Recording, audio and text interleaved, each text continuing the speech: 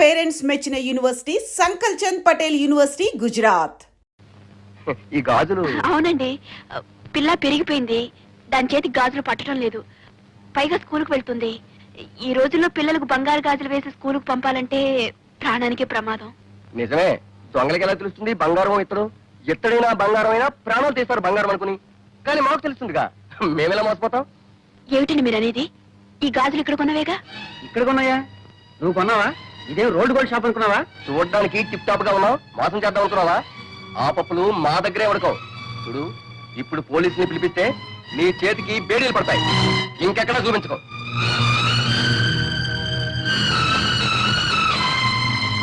మరి ఇది? అది బంగారమే, ఇక్కడ కొన్నదేనమ్మా. రెండు ఇక్కడే కొన్నవనుకున్నానండి, క్షమించండి. వదినా, ఏమిటి బట్టలు సర్దుతున్నావు? ప్రయాణమా? డాక్టర్ గారు అని మదనపల్లి తీసుకెళ్ళమన్నారు, వెళ్తున్నాం. దుర్గా, మనం మదనపల్లి వెళ్ళడం లేదు. ఏ? నా దగ్గర డబ్బు లేదు. నా దగ్గర డబ్బుంది. ఎక్కడిది? నా పుట్టిన నుంచి తెచ్చింది కాదులేండి. నాకు తెలుసు ఆ డబ్బుని మీరు విషయంలా చూస్తారని. మరి ఇంకెక్కడిది? మీరు ఇంటి ఖర్చుకి ఇచ్చిన డబ్బుల్లో మిగుల్చుకుని దాచుకుంది. సరేనా? నువ్వు దాచుకున్న డబ్బు నీదే అవుతుంది. చూసావా చూసావా సరళ, నీది నాది అంటూ ఎలా వేరు చేసి మాట్లాడుతున్నారు. ఏం కాదు వేరు చేసి, నువ్వు ఇచ్చిన డబ్బు అప్పుడే అయిపోయిందని అడిగిన దానికి ఏం చేశావు? మీరు ఇచ్చే ప్రతి పైసా లెక్క రాసి పెట్టారు, కావాలంటే చూసుకోండి అని లెక్క పుస్తకం తీసుకొచ్చి నా మొహాన్ని కొట్టావు. చూడక్కర్లేదు అంటే నా డబ్బు నీకు అక్కర్లేదన్నా. ఇంత చిన్న విషయానికి రభస్ చేసి ఇంట్లో వెళ్ళిపోయాం. నా డబ్బు నీకు అక్కర్లేకపోయినప్పుడు నీ డబ్బు నాకెందుకు కావాలి? నీకే నాకు ఉంది ఆత్మాభిమానం. ఓహో, ఆత్మాభిమానం ఉండేనా? సుస్థి చేసినప్పుడు సొంత ఇంటిని పెళ్ళాన్ని వద్దనుకుని ఎవరో పరాయి వాడు మధు ఇంట్లో ఉన్నారు. ఆయన డబ్బు మీకు సొంతమైంది కదా? ఎందుకు కాదు? మొదటి నుంచి వాళ్ళ బంగళా, వాళ్ళ డబ్బు, వాళ్ళ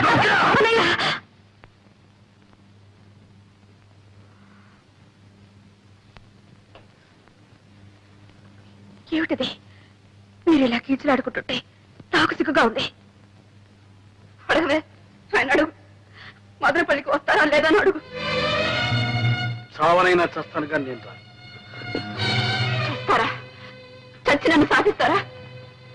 సరే, మీ ఇష్టం. చచ్చిపోయిన తర్వాత ఎవరికీ బాధ ఉండదు. కొట్టవే, కొట్టు. ఆయన్ని నన్ను కొట్టడానికి వచ్చినప్పుడు నువ్వెందుకు కొట్టకూడదు? కొట్టు. నన్ను క్షమించు దుర్గా. చిచ్చి, అందరికి నేను లోకు అయిపోయాను. దుర్గా, అది కాదు దుర్గా, అన్నయ్య నువ్వెంత మాట అన్నావో తెలుసా?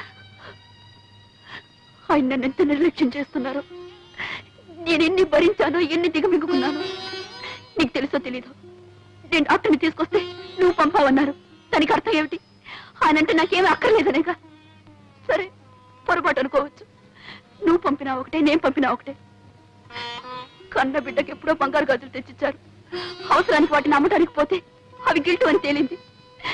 ఆ షాప్ వాడు నన్ను ఎంత అసహ్యంగా మాట్లాడదో తెలుసా? లేకపోతే లేదని చెప్పొచ్చుగా. ఎందుకీ నాటకం? ఎవరిని మోసం చేయడానికి? ఆ కన్న బిడ్డనా? కన్నబిడ్డ, అందుకే ఆ చనువు తీసుకున్నా. నువ్వు కట్టుకున్న భార్యవే, ఆ చనువు తీసుకోగలిగానా? నిన్ను మోసం చేయగలిగానా? ఇదిగో, నీకు ఇచ్చిన ఆ నెక్లెస్ బంగారం, నీకు తెలుసలేదు? తెలుసు. దాన్ని అమ్మే డబ్బు తెచ్చాను. నా దగ్గర నగలు లెక్కారు. అది మీరిచ్చిన నగ, మీ డబ్బు. దాన్ని వాడుకోవడానికి మీకెందుకు అభ్యంతరం? ఇచ్చిన తర్వాత ఆ నగ నీది, ఆ డబ్బు నీది. నీది నీది నీది ఏమిటి మీరు అనేది? నా డబ్బు మీకు అక్కర్లేదు, నేను తీసుకొచ్చిన డాక్టర్ మీకు అక్కర్లేదు, నా సేవ మీకు అక్కర్లేదు అంటే నేను మీకు అక్కర్లేదనే? నేను మీకు అక్కర్లేదన్నప్పుడు ఎందుకుంటానికి ఎవరి కోసం ఉండాలి? మనసులో చోటున్న మనిషికి జీవితంలోనూ ఇంట్లోనూ చోటు ఉంటుంది. మీ మనసులో చోటు లేనప్పుడు మీ ఇంట్లో కూడా చోటు లేదు. చోటు లేని ఇంట్లో చోటు చేసుకుని బలవంతంగా బ్రతకాల్సిన కల్పన పట్ల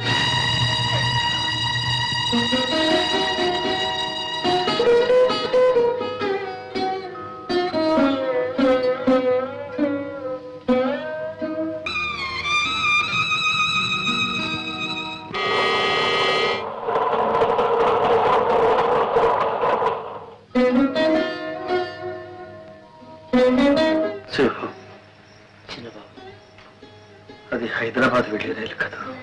అవును, అది నా గుండెల మీదకి వెళుతుంది. దుర్గా ఆ రైల్లోనే వెళుతుంది. రైలు తిరిగి వస్తుంది. దుర్గా ఎందుకని చిదరు రాదు. దుర్గా పిలిస్తే నేనెందుకు వెళ్ళలేదు? అందుకే మనసు విరిగిన మనిషి, మరణించిన మనిషి మళ్ళీ రావడం అసంభవం.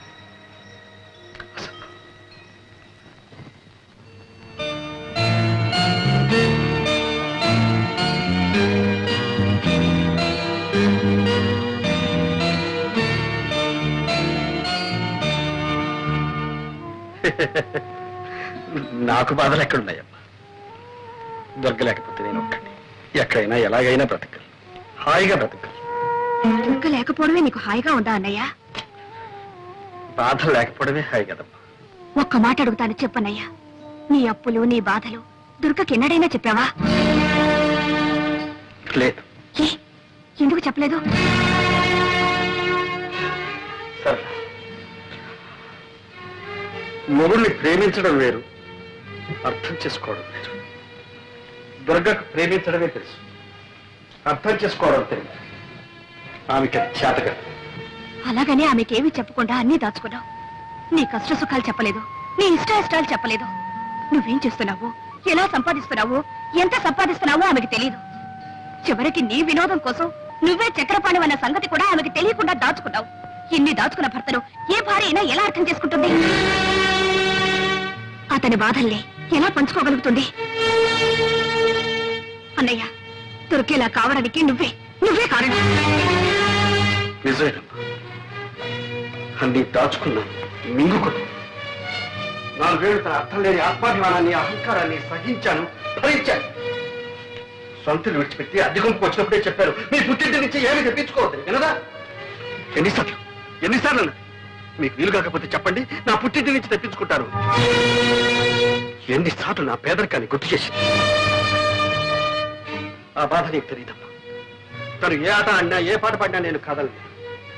ఇల్లే అమ్ముకున్నాను, అప్లై చేశాను, ఏం చేశాను? తను సుఖపెట్టడానికి, సంతోషపెట్టడానికి ప్రయత్నించాను. నా స్థితి తనకు మాత్రం తెలియదా? ఏం చేస్తున్నారు, ఎక్కడి నుంచి తెస్తున్నారని ఒకసారి అడిగిందా?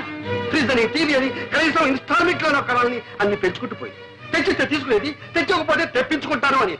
అలాంటి దాంతో ఏం చెప్పమంటావు, ఏం చేయమంటావు? అయిపోయి నా ఓపిక కూడా ఓకే. ఇక నా వల్ల కాదు. అన్నయ్య, ఇన్నాళ్ళు నా మనసు ఒంటి స్తంభం మేడల ఒక్క దుర్గపైనే ఆధారపడి తను వెళ్ళిపోయింది. అది కాస్త కూలి.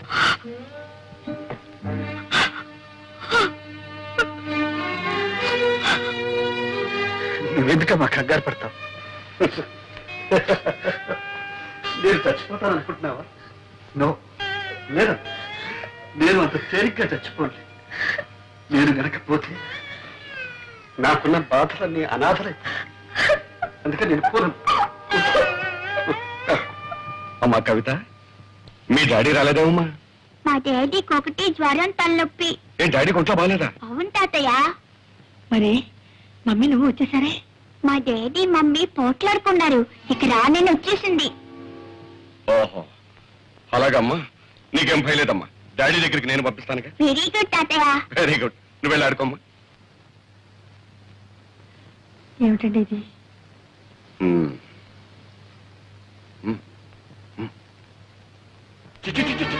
ఎందుకే ఏడు నీకు వచ్చినాయి, చెట్టుకు వచ్చినాయి. ఇంకా చిక్కు లేకుండా నిలబడామే. ఇంకొక క్షణం నా ఇంట్లో వస్తారు పిల్లలు. ఏమండి, తాగొచ్చి తన్నా ఆడుతున్నారా? నా ఇష్టంలో తాగుతాను, తనని ఆడతాను. నువ్వెవరు ఆడటానికి? దాని బట్టి మాటతో ఫెయిల్ అయిపోతున్నావు. ఏం మాట్లాడుతున్నారు మీకు తెలుస్తుందా? మీకేమైనా మర్చిపోయిందా? మర్చిపోయిన మాట్లాడే నీకు మాట్లాడంటే పక్కన ఇరిపోయి జాగ్రత్త. నీ పెట్టి పేడ పట్టుకు పోయి నన్ను ఎక్కడ పొమ్మంటారండి? ఎక్కడ పోవాలో అది కూడా నేను చెప్పాలా?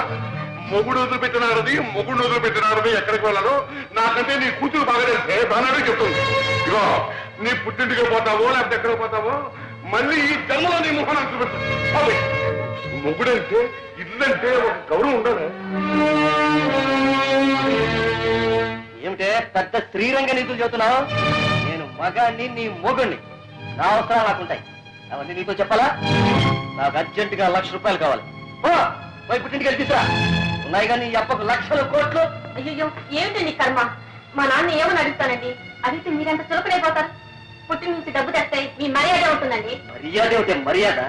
నీకు కావాల్సిన తెచ్చుకున్నావుగా, నగరం, చీరలు, బీరువాలు, పోషణలు. ఏ నాకు తెచ్చారా నీ మర్యాద? ఆడదాని మీద చేయిస్తావా? నీకు సిగ్గు లేదు? ఏమో ఏంటి సిగ్గు గిగ్గు అంటున్నావు? ఇది మా భార్య భర్తల విషయం. నువ్వెవరు కలిగి చేసుకోవడానికి? నీ ఇంట్లో నీ పెత్తనం చలాయించుకో. ఇది నా ఇల్లు.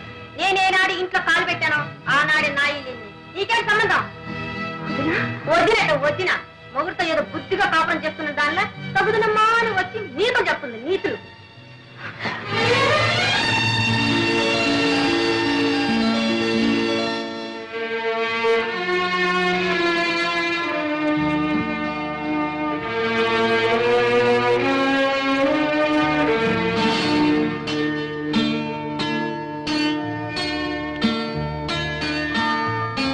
శ్రీమతి దుర్గా ప్రసాద్.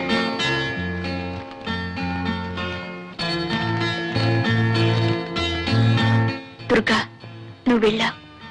ఈ ఇల్లు, నా కళ్ళు, నా మనసు అంతా ఖాళీ అయిపోయింది. నా ఆరోగ్యం బాగోలేదు. తొందరగా రా. వీలైతే త్వరలో కొంత డబ్బు పంపిస్తాను. ఈ ప్రసాద్. నీకింత సుస్థి చేస్తే నాకు ఒక్క ఉత్తరమైన రాశారా? అంత మాత్రం బాధ్యత లేదా? రాశాను దుర్గా, నీ ఉత్తరం రాశాను. ఎందుకండి అబద్ధాలు చెప్తారు? మీ మనీ ఆర్డర్ అందినప్పుడు మీ ఉత్తరం అందదా?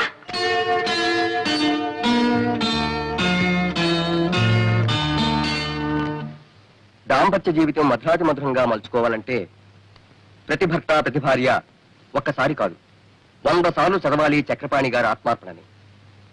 భగవద్గీత ఎన్నిసార్లు చదివినా ప్రతిసారి అంతో ఇంతో కొత్త అర్థం గోచరిస్తుంది, కొత్త ఆనందం కలిగిస్తుంది. అలాగే ఆత్మార్పణ నవల చదివితే అలాంటి ప్రయోజనమే కలుగుతుంది. మహిళా మండలి అధ్యక్షురాలు శ్రీమతి యశోధర గారికి ఈ ఆత్మార్పణ మొదటి ప్రతిని ఇవ్వటం చాలా సముచితంగా ఉంది. చక్రపాణి గారికి కూడా 2 మాటలు చెప్పాలి.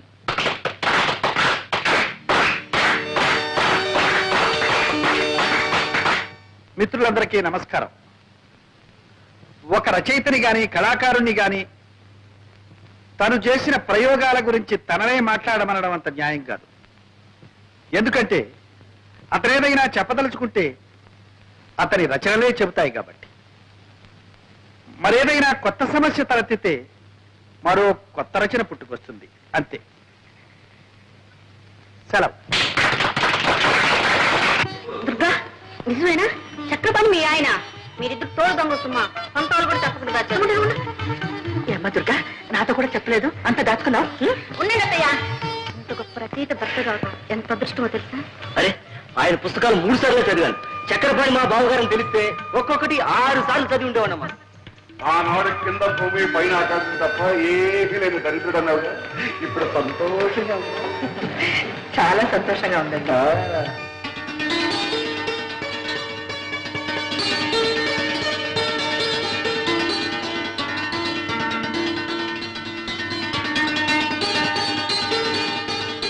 కలం పేరు చక్రపాణి, అసలు పేరు ప్రసాద్. కలం పేరు చక్రపాణి. వాడొక బచ్చం, పుట్టి 2 ఏళ్ళు అయింది. పంది పిల్లల్ని ఏం చూడు, ఒక మందర. కోడి పిల్లల్ని పొదుగుతుంది ఒక 20-21. అట్లా కనిపించిన 10 పత్రికలను రాసి పారేస్తున్నాడు. ఏదో చెప్ప.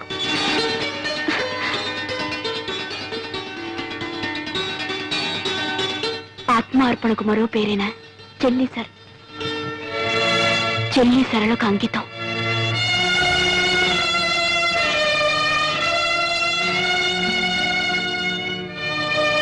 ఈ నవలకు జవం జీవం. నా అర్థానికి దుర్గా.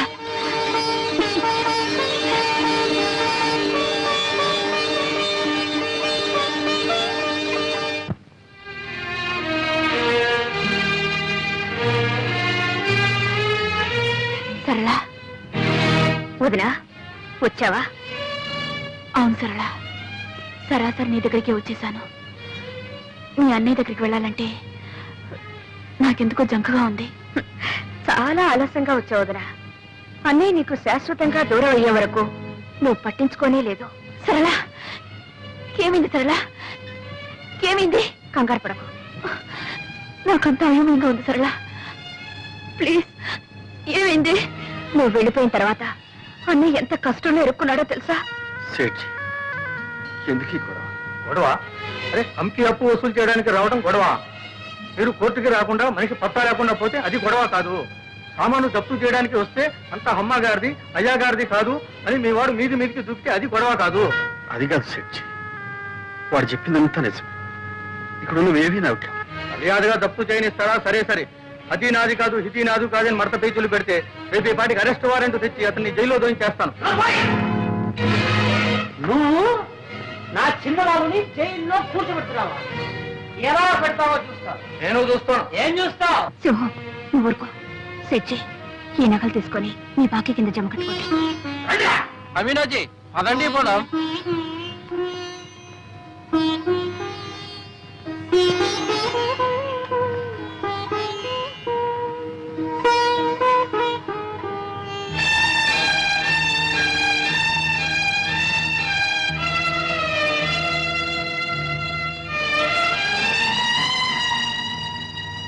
సరళ,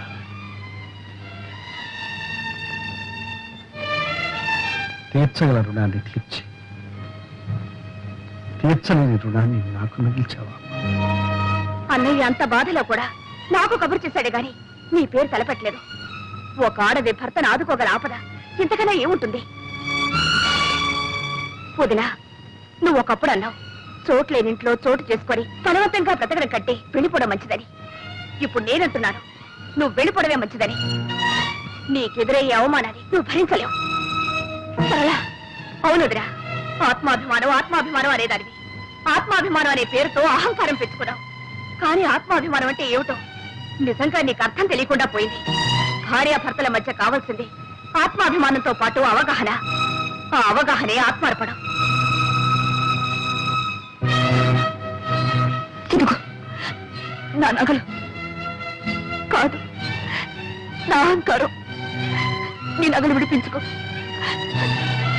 నేను నా స్థానం పోగొట్టుకునుంటే దాన్ని తిరిగి సంపాదించుకోగలను. నేను ఎన్ని తప్పులు చేసినా ఆయన నన్ను క్షమిస్తారు. నాకు ఆ నమ్మకం ఉంది.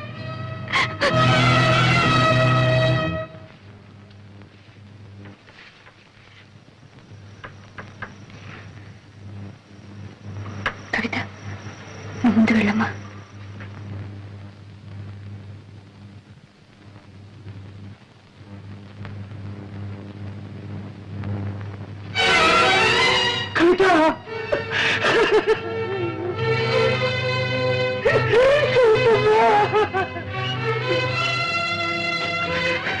అమ్మ రాలేదమ్మా. అమ్మ వచ్చిందా?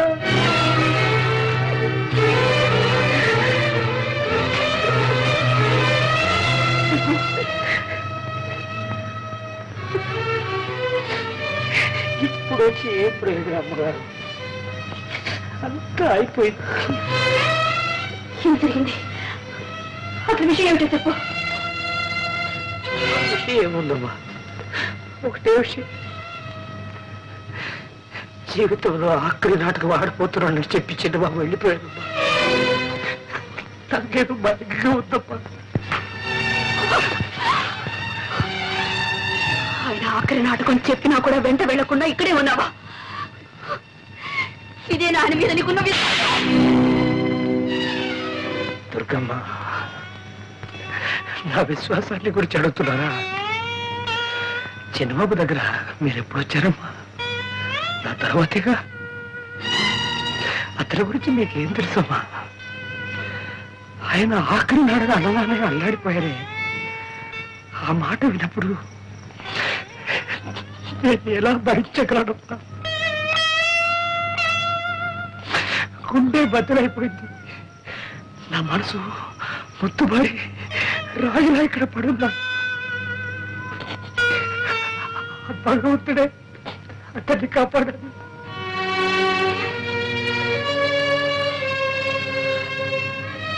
నాటకం ఎక్కడ? తీసుకురా భారతీయులు. కవితను తీసుకుంటా